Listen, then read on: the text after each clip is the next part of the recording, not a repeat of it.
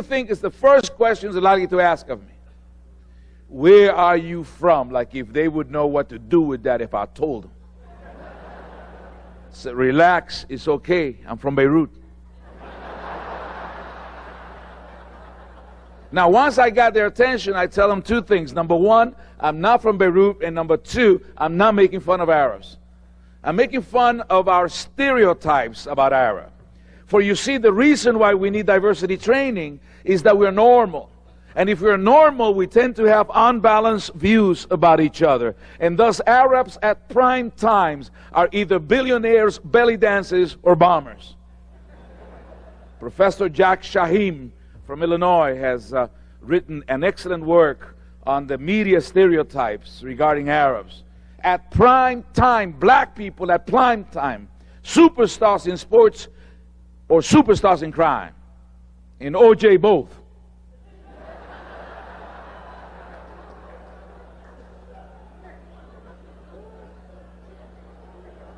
At prime time, we think Mexican Americans came to this country last night and illegally. Well, come to think of it, some of them did. And I suspect some of them will. But somehow we've got to remember that the presence of Mexican Americans in this country has less to do with the people that came to the United States, but the fact that the U.S. took what used to be Mexico. So that if you tell some of these Mexicans, go back where you came from, they go to Texas, California, Arizona.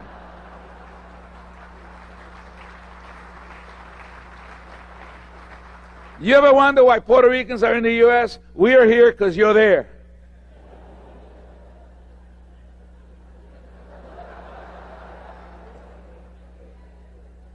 And so the media gives us these unbalanced views. I grew up in the 50s, Native American Indians, savages in the 50s, drunkards in the 70s, and run casinos in the 90s.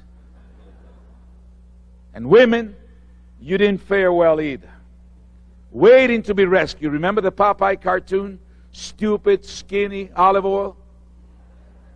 Making bad decisions. Heart coming out of her, going for this guy, Bluto. And then was sexually harassed and then needed to be rescued. And I love Popeye because he ate spinach, but only if he absolutely had to.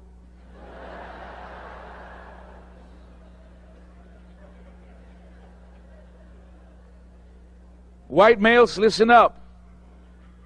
In the mind of a lot of us, emerging majorities, sometimes referred to as minorities, and women, you know what we do? What is the stereotype that we have about you? You have it easy. You are a people of privilege. Somehow your children are not giving you heartache, and every promotion that you've ever wanted, you got. And you don't have to take care of your elders, and you don't have to deal with cancer, and you don't have to deal with making it and being held accountable. Somehow we come out with these simplistic views that you are the heirs of tremendous privilege. And given the fact that America was built on the backs of minorities, when we look at you, we sometimes do not understand what Maya Angelou said in one of her poems, in minor ways we differ, in major we are the same. And one of the challenges that we face is that we have to figure out under what circumstances do we make coalitions of interest instead of coalitions of color.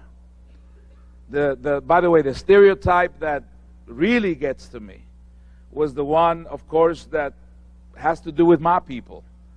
Growing up in Puerto Rico and being of Puerto Rican descent, the only thing that people ever really knew about Puerto Ricans came out of a movie that was made famous out of a drama in Hollywood and won a lot of awards on the screen. You remember that? The West Side Story. I saw that movie 3 times.